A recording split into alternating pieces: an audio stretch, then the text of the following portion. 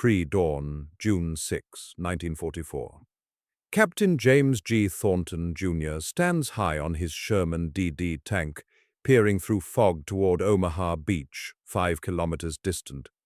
The diesel engine thunders. Canvas struts snap like rifle fire. Beneath him, his crew feels the lurch. The tank is tilting wrong. Cold Atlantic water rushes in. Radios screech. Men scramble for hatches that won't open. Within minutes, armor designed to swim the channel sinks instead, taking a crew with it. This shouldn't happen. Nothing in 6 months of training prepared them for what's about to unfold. Why did the tanks that were supposed to save the invasion become the invaders' tombs? It's 5:40 a.m. on June 6, 1944. The English Channel churns. 32 DD tanks from the 741st Tank Battalion sit atop landing craft tanks, engines idling, crews gripping gun controls. These aren't ordinary Shermans. Each sports 7 feet of canvas screen, inflated like a motorboat's hull, designed to transform armor into amphibious assault craft. The men have trained obsessively for this. 30,000 practice launches at Fritton Lake, perfect conditions, perfect execution. Nothing could go wrong. Then the first tank leaves the ramp. Canvas tears on wave impact. Metal struts snap. Within seconds, the tank pitches violently, water cascading over the screen. The crew scrambles to escape, but the hatches jam. Pressure inside the sinking hull makes them impossible to budge. One man claws his way out through a gun port, gasping into the freezing Atlantic.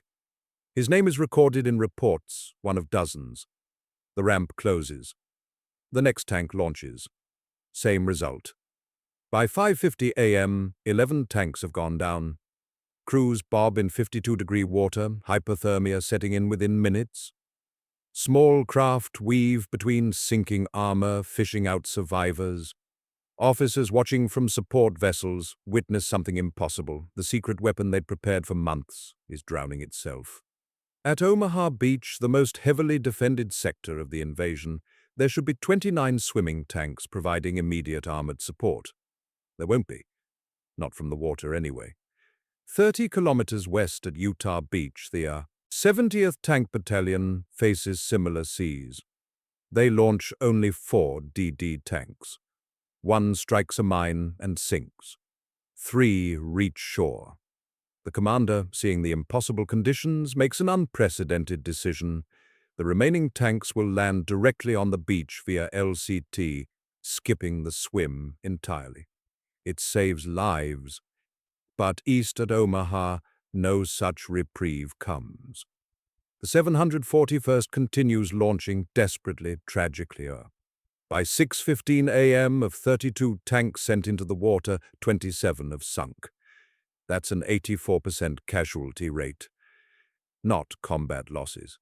Design failure. The contrast is immediate and devastating. At Sword Beach, 5,000 yards offshore, the British 13th, 18th Hussars prepare their launch sequence. They face the same 6-foot swells. But their commander, observing conditions and receiving updated intelligence, modifies approach, launching closer to shore. The result, 33 of 34 tanks reach the beach successfully. 97% success? At Gold Beach, the 4th, 7th Dragoons land all 32 tanks without significant loss. At Juneau, the Fort Garry Horse and 1st Hussars adapt similarly. Success rates climb to 70 to 97% across all British and Canadian sectors. Yet Omaha remains a graveyard. The mathematics are stark and inexplicable, same tanks, same weather, same design, but catastrophically different outcomes. In just 35 minutes, the 741st lost 27 armored vehicles and 33 confirmed crew members. The actual figure is likely higher. Some bodies were never recovered. The entire offensive advantage that 30 weeks of training had promised evaporated into the channel.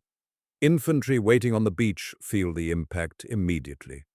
Without tank support, they're exposed to German machine gun and 88 mm anti-tank fire that should have been suppressed by arriving armor. The beach becomes a killing field. By 0700 hours, as the main assault wave lands, Omaha is the bloodiest beach, nearly 2,000 American casualties by day's end, with 6,000 more wounded. Strategic momentum halts. The beachhead hangs by a thread. This was the moment no one had prepared for. Months of planning, millions of dollars, thousands of hours of training, all premised on a single assumption that proved spectacularly, fatally wrong. The tanks were supposed to be amphibious marvels. Instead, they became tombs. But here's the crucial question: why? Why did identical tanks sink at Omaha, while nearly identical ones succeeded at Sword? Why did 30,000 perfect practice launches mean nothing? And most importantly, what could possibly make a 30-ton armored vehicle, a machine designed to survive anti-tank fire, sink in open water like a stone? The answer wasn't obvious. It required understanding invisible forces that had defeated every instinct, every assumption, every calculation. 30 tons. That's the weight of a single M4A2 Sherman tank: steel, ammunition, 6 crew members, diesel fuel. Now ask a simple question: what keeps 30 tons of metal from sinking? The answer is Archimedes' principle, discovered over 2,000 years ago in a bathtub. Any object partially or fully immersed in water displaces a volume of water. If that displaced water weighs exactly as much as the object floats. Move an ounce of weight upward and you sink. Move an ounce of weight downward and you float. This is not theory. This is law. The DD tank floats because engineers designed it to displace exactly 30 tons of water. To achieve this, they wrapped the Sherman's hull in an inflatable rubber flotation screen 7 feet tall, supported by metal struts, creating an artificial hull. During training at Fritton Lake, this worked perfectly. 1 foot of the tank's upper hull remained visible above the waterline. Engineers called this the freeboard. 1 foot of safety margin between drowning and survival. But there's a problem with 1-foot margins in the ocean. Waves aren't static obstacles. They're dynamic energy. When a 6-foot swell approaches a tank with 1-foot freeboard, the math becomes horrifying. The tank is designed for calm water, displacement equals weight, perfect equilibrium. But waves are orbital motion moving through the water column. As a crest passes over the tank, it pushes down. As a trough passes under it, it pulls downward. The tank bobs violently, and during each downward motion, water engulfs the canvas screen. Here's where the catastrophe accelerates. The canvas screen isn't rigid plating. It's fabric under tension. When a wave crest crashes down from 6 feet above, the force is immense. Hydrostatic pressure increases at 1 pound per square inch for every 2.3 feet of water depth. A 6-foot wave exerts tremendous downward force. The canvas doesn't hold. Struts crack under the stress. The screen tears. Once the screen fails, the mathematics change instantly. The tank is no longer displacing 30 tons of water. Water rushes into the hull through the torn screen. The vehicle, which moments before floated, now becomes a pressure vessel, sinking rapidly. The crew, trapped inside, has seconds to escape. The hatches are sealed. The pressure inside prevents them from opening.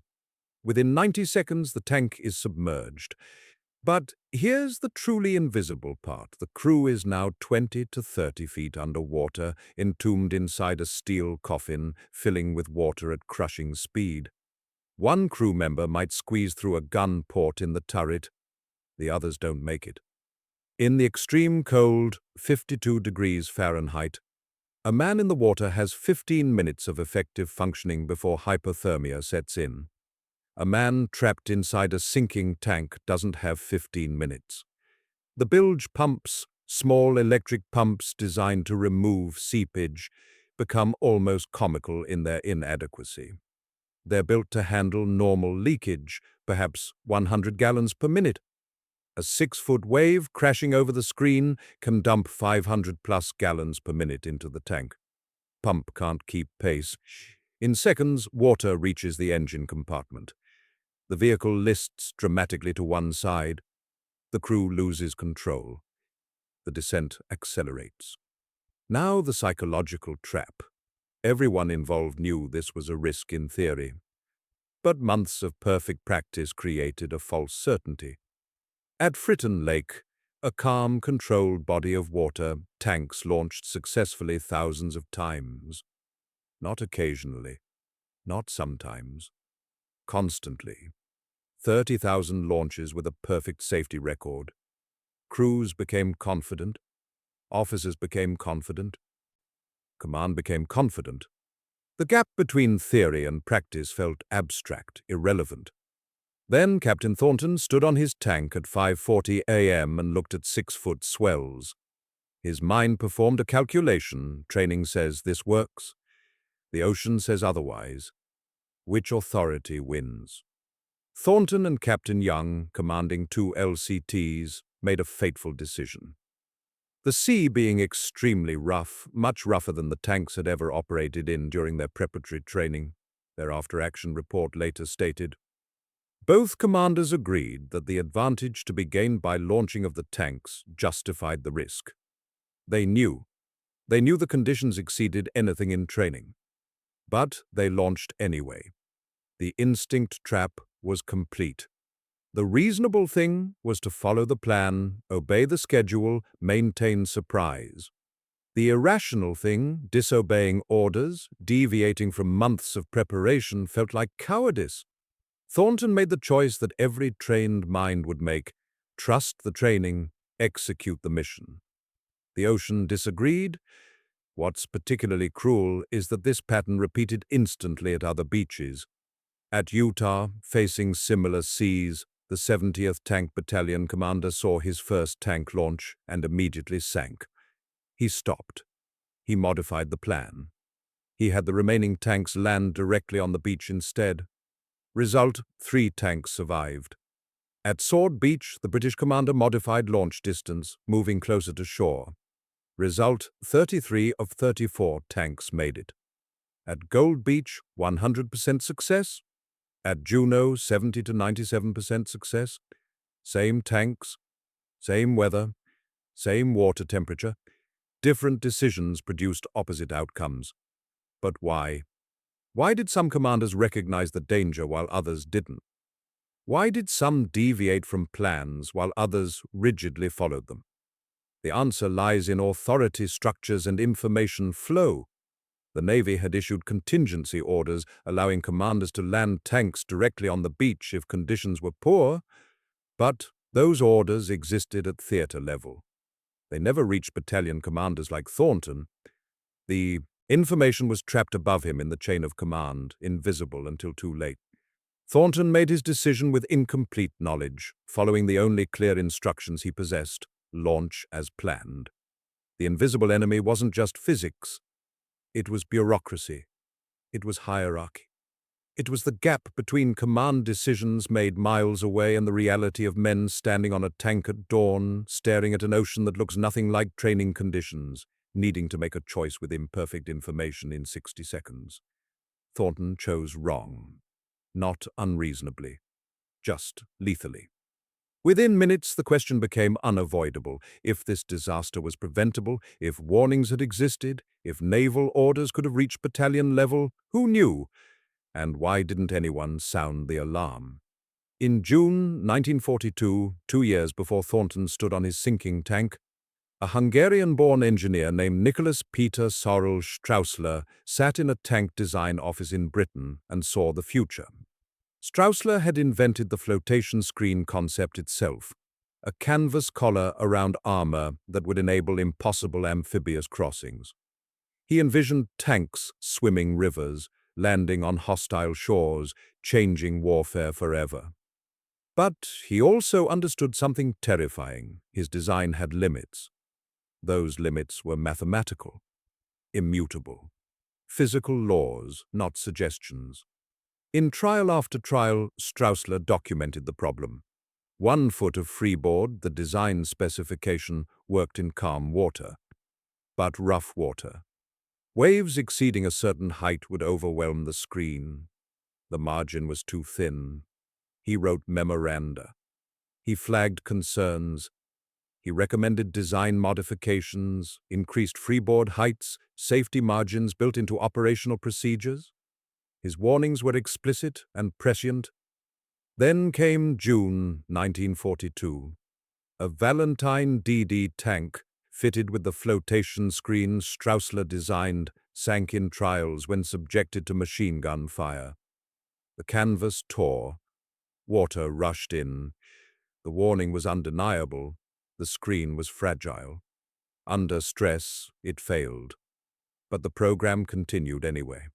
In May 1944, Admiral John L. Hall, commanding the Naval Assault Force, saw the same risk. His orders were clear: contingency procedures must exist for amphibious landings in rough seas, direct beach landings, backup plans. On May 20, 1944, he issued Operation Order BB-44, which explicitly authorized tank commanders to land vehicles directly on the beach if sea conditions proved too severe for deep-water launches. The order was classified. It existed. It was official doctrine. But it never reached Captain James Thornton. Why? Bureaucracy. The order was issued at theater level, far above battalion command. Somewhere between Admiral Hall's headquarters and the 741st Tank Battalion, the message got lost in layers of command structure, competing radio traffic, and the sheer chaos of coordinating an invasion involving hundreds of thousands of men. Thornton had his specific orders: launch the tanks. He had no knowledge that an alternative existed. No contingency procedure. No permission to deviate. The information was trapped above him, invisible, unreachable.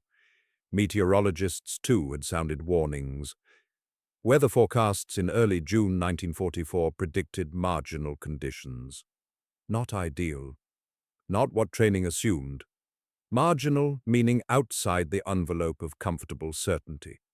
General Dwight Eisenhower delayed the invasion one day because of weather concerns, from June 5 to June 6. He bought 24 hours, but the delay used up precious margin. The weather window would close. Another 2-week postponement would be required if they didn't launch. So, despite knowing conditions were worse than designed for, the invasion proceeded. By June 6, dawn broke over Omaha with rough seas, and Thornton stood on his tank facing impossible conditions. Somewhere in British archives lay Straussler's warnings from 2 years prior. Somewhere in naval files existed Hall's contingency orders. Somewhere in meteorology reports sat the word marginal. All of it documented, all of it available to someone, but none of it available to the men making the critical decision at 5:40 a.m. The tragedy deepened when after-action reports revealed the institutional failure. Officers reviewing the disaster later discovered the trail of warnings. They found Hall's orders. They found Straussler's memoranda. They found the trial failures documented and logged. Worse, they found that other commanders at different beaches with access to the same information or intuitive wisdom about conditions had made different choices. Lieutenant Colonel Irvine Moen at Utah saw his first tank sink and immediately changed course. The British commanders modified launch procedures without authorization, moving closer to shore. They succeeded because they had field discretion and chose to exercise it. Thornton had the same authority, but he didn't have the same information. Or perhaps he didn't trust his instinct against the weight of 6 months' preparation and official procedure. The cruelest irony: knowledge existed to prevent catastrophe, not vague theories, specific, documented, actionable knowledge. Straussler's warnings were precise about freeboard limits. Hall's orders explicitly permitted alternatives. Weather forecasts quantified conditions as marginal. This wasn't mystery. This wasn't bad luck. This was a failure of information flow, of institutional hierarchy, of the gap between decision-makers and decision-takers. 33 men died because the people who could have changed the outcome, Thornton, Young, the commanders at Omaha, never saw the warnings that existed. The system that should have protected them failed, not through malice or stupidity, but through the grinding machinery of bureaucracy that trapped critical information where it couldn't reach the people who needed it. The rediscovery of these warnings created a crushing realization. This disaster was preventable, not inevitable, not a failure of courage or intelligence, a failure of communication, a failure of institutional priority, a failure of leadership to ensure that frontline commanders possessed the information they desperately needed. And that realization would force a different question. If the system couldn't inform decision-takers about dangers, could it be fixed? Or would solutions have to come from somewhere else? By 5:50 a.m., the catastrophe is visible to anyone with eyes to see.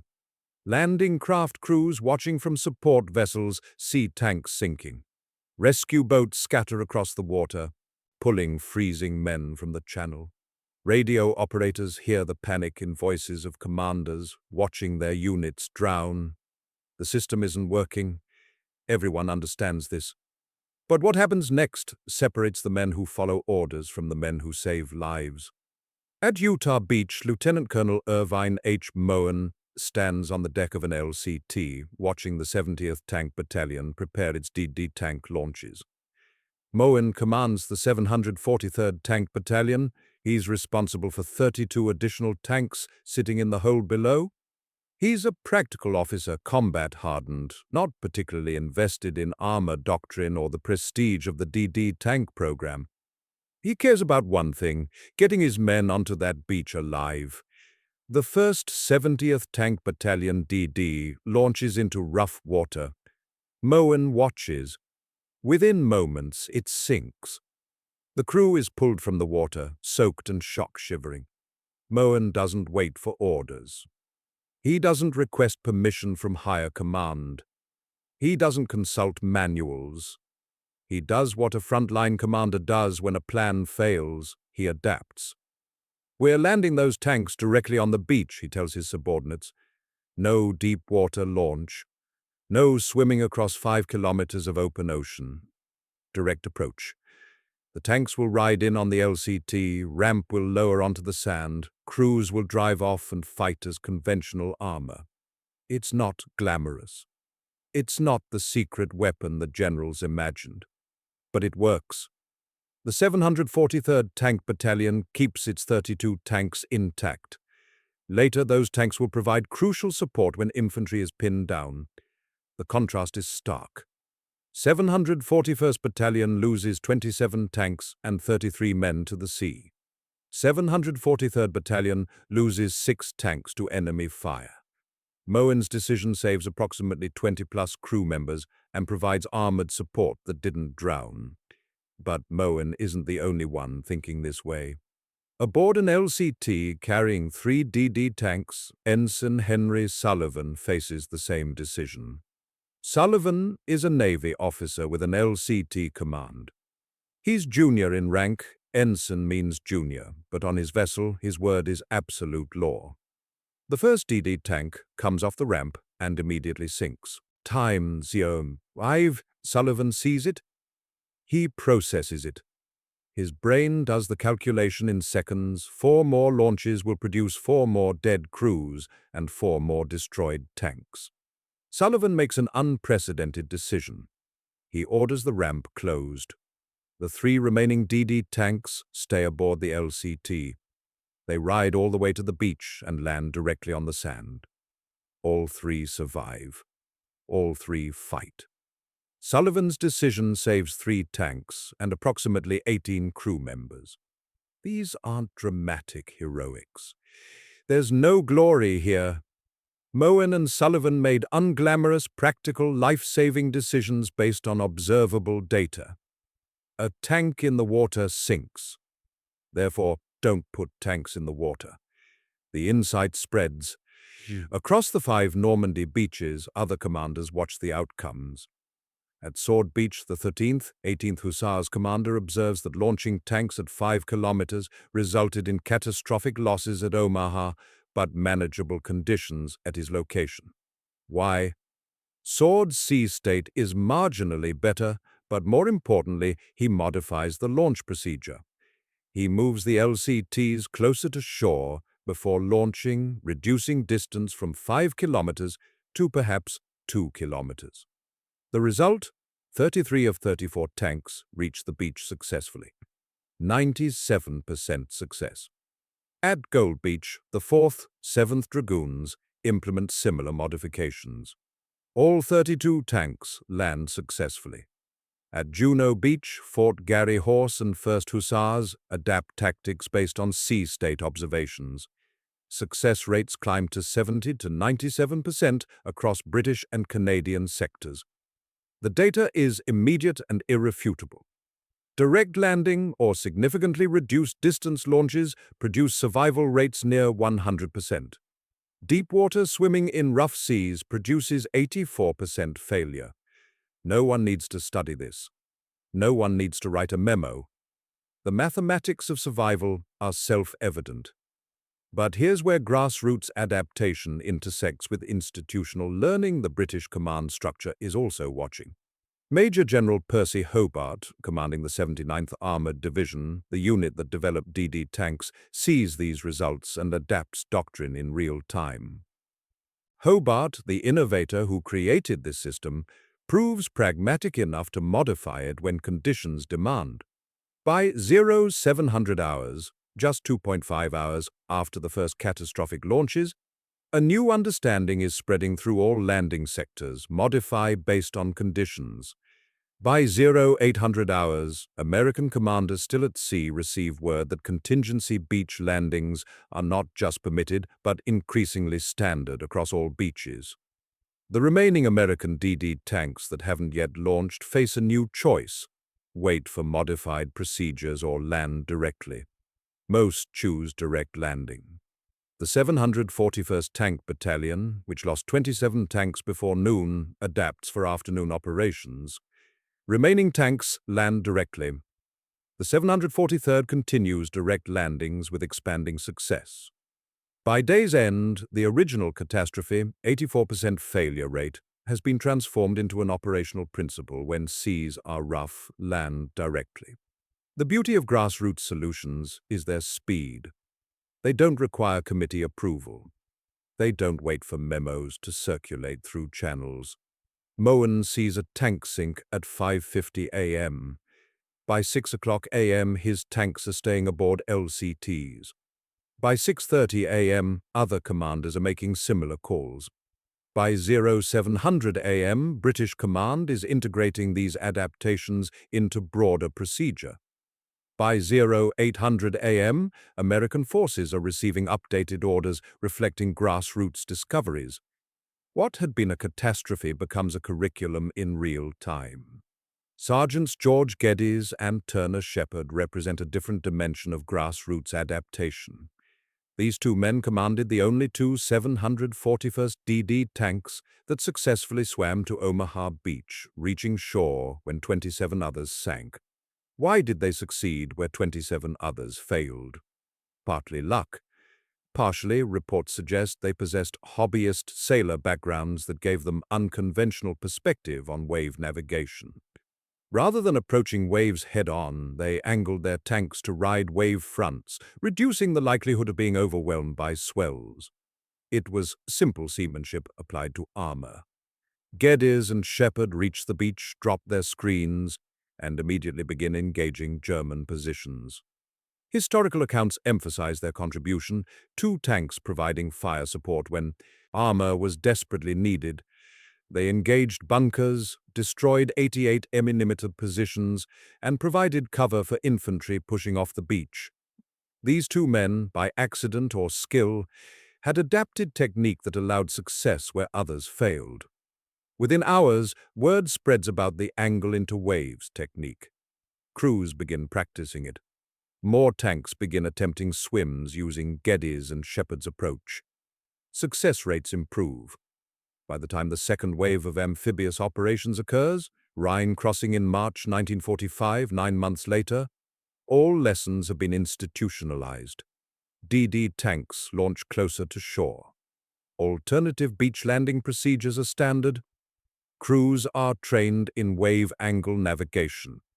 The result, 90% plus success rates, casualties reduced from dozens per operation to fewer than 20 per operation. The transformation happened not because High Command issued a brilliant order, but because frontline commanders, Moen, Sullivan, British leaders, even Geddes and Shepherd, saw a problem and fixed it immediately. Their solutions rippled upward through the command structure, became doctrine, and saved lives in real time and for all future amphibious operations. This is what grassroots wisdom looks like: practical, fast, adaptive, and ultimately more effective than any order written in planning tents far from the ocean. By June 12, 1944, 6 days after Omaha Beach, the lessons were no longer theoretical. They were written in blood and validated by survival statistics. But knowing something works and scaling it into doctrine are two different challenges. The British and American armies faced an institutional task. How do you take field-level adaptations born from desperation and transform them into systematic training, equipment improvements, and standing orders that shape military doctrine for decades? The answer began immediately and scaled remarkably fast. The British 79th Armoured Division established new training wings along real rivers, the Maas, the Waal, the Elbe, beginning in July 1944. No more Fritton Lake calm water drills. Crews trained in actual currents, variable wave conditions, and realistic water temperatures. The psychological shock was deliberate. Tankers who had known only success in training now faced failure in rivers until they learned adaptive techniques. The training wasn't meant to be comfortable. It was meant to be honest. By September 1944, over 1,200 tank crews had completed the new river crossing curriculum.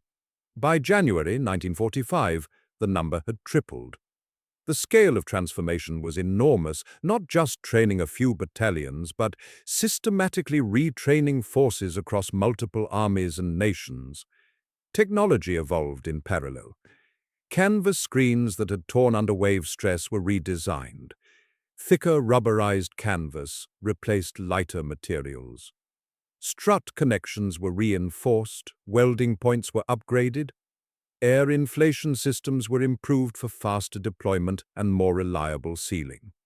By autumn 1944, Mark II screen designs incorporated dozens of lessons learned during June's catastrophic launches. The screens weren't perfected, they never are, but they were substantially more resilient. Propulsion systems received similar attention. Propeller blade thickness increased. Governors were added to prevent cavitation in rough water. Steering mechanisms were refined. The technical specifications became more demanding, but the reliability margins expanded. By winter 1944, DD tanks were genuinely different machines than they'd been on D-Day. Not revolutionary redesigns, but systematic improvements addressing every discovered weakness. More importantly, doctrine changed. Joint Navy-Army operational orders were standardized. Field commanders received explicit authorization, not suggested guidance, but formal authorization to deviate from planned procedures when conditions demanded. Decision trees were created: sea state 1 to 2 feet, launch from standard distance, 2 to 3 feet, launch from reduced distance, 3+ feet, land directly on beach. No more ambiguity. No more information trapped above battalion level. Officers knew their options and their authority before setting sail. The first major validation came at Rhine Crossing, Operation Plunder, March 23 to 26, 1945. By this point, the systematic transformation had fully crystallized. Multiple nationalities participated: British, Staffordshire Yeomanry, 44th Royal Tank Regiment, American 738th and 773rd Tank Battalions, and others. The Rhine was faster and more treacherous than the English Channel, with current that threatened to sweep vehicles downstream and underwater obstacles that could tear screens. The challenge was arguably more difficult than D-Day. The results were unambiguous. Over 200 DD tanks were deployed across the Rhine crossing operations. More than 90% reached the far bank successfully. Fewer than 20 tanks were lost to water-related causes across the entire operation. Crew casualties were similarly reduced, fewer than 20 confirmed deaths compared to 33 plus at Omaha. The transformation from 84% failure to 90% plus success was complete and measurable. But the real legacy extends far beyond 1945. Modern NATO amphibious doctrine descends directly from DD tank lessons. Every Allied army maintains amphibious capability as standard doctrine. The principle that armor can support contested landings remains central to military planning. The Swedish Stridsvagn 103 S-tank of the 1960s used flotation screens derived from DD tank concepts. Modern light tanks maintain amphibious capability, specifically because D-Day demonstrated its strategic value when executed correctly. The U.S. Army's current Field Manual 3111, River Crossing Operations, contains procedures that trace directly to 1944-1945 experience. Training locations like Fort Eustis and Fort Leonard Wood incorporate river crossing curricula that would be recognizable to tank crews from 1944. The principles endure, test in realistic conditions, grant field commander authority, prioritize crew safety over procedural rigidity. Contemporary applications demonstrate the principle's lasting relevance. During the 2003 Iraq invasion, U.S. forces conducted amphibious assault operations on the Fao Peninsula. Amphibious vehicles derived conceptually from DD tank principles were employed. During humanitarian operations, tsunami relief in 2004, Hurricane Katrina, disaster response in 2005, amphibious platforms proved invaluable. The underlying principle remains: water obstacles shouldn't prevent military or humanitarian response if equipment can be designed to handle them. Civilian applications show similar lineage. Duck tours in major cities, Boston, Philadelphia, London, Amsterdam, operate on vehicles whose basic concept traces to military amphibious engineering. Commercial amphibious truck designs employ similar principles: buoyancy calculation, screen design, water propulsion mechanics. The offshore oil industry's floating drilling platforms use displacement theory and buoyancy principles that were refined during DD tank development. Modern floating bridges and modular floating structures used in disaster response employ engineering principles documented during D-Day operations. The universal lesson transcends military application. It teaches something fundamental about human institutions and innovation. When systems fail catastrophically, the solution rarely comes from the same institutions that created the failure.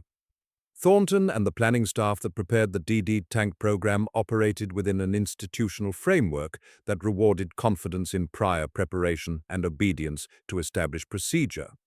That framework was rational. It had produced 30,000 successful practice launches. It couldn't have predicted 6-foot swells on a specific date 8 months in the future. But when reality violated assumptions, the institutions couldn't adapt fast enough.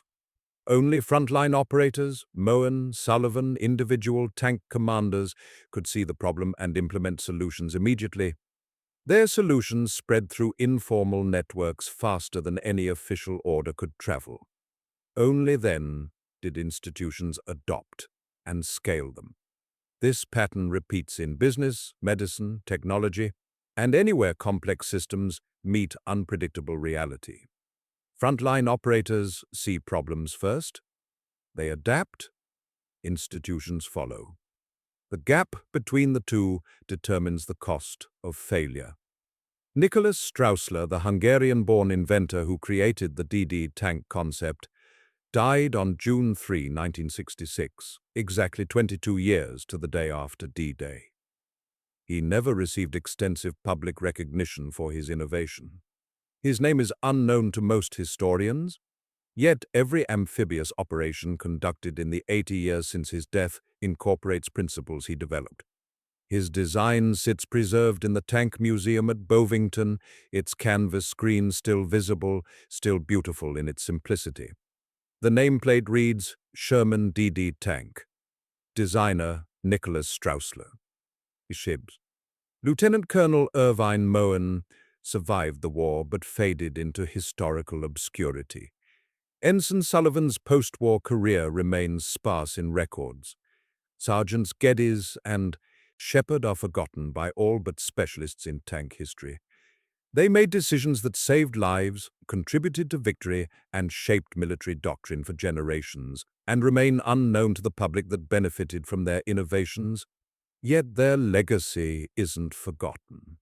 It lives in every amphibious operation, every tank that crosses water, every military doctrine that emphasizes field commander authority over rigid procedure. It lives in the principle that frontline wisdom often exceeds institutional planning. It lives in the understanding that catastrophic failures often contain their own solutions. You just have to give frontline operators the authority to see and implement them. On D-Day, German defenders watched tanks emerge from the sea. Some succeed, some fail.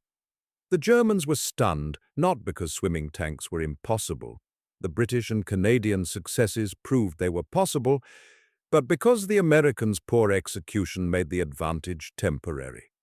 By Rhine crossing, the advantage was systematic and replicated. The lesson was no longer tactical. It was strategic and doctrinal. The tanks that were meant to swim didn't all make it on D-Day, but the lessons they taught, written in blood, refined through grassroots adaptation, scaled through systematic training, and validated through repeated success, continue swimming forward through every generation of military strategy and civilian engineering. That is the real victory. Not the tanks that succeeded on June 6, 1944, but the doctrine, principle, and institutional learning that transformed catastrophic failure into enduring transformation.